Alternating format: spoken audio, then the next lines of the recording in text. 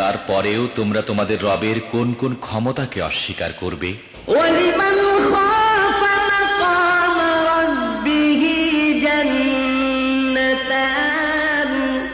আর যারা তাদের প্রভুর সামনে হাজির হওয়ার ব্যাপারে ভয় পায় তাদের প্রত্যেকের জন্য দুটি করে বাগান।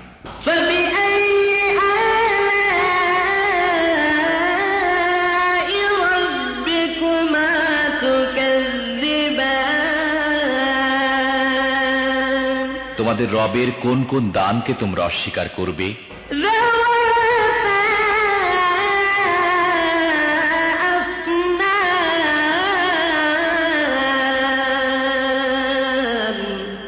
তরতাজা লতা পাতা ও ডালপালায় ভরা।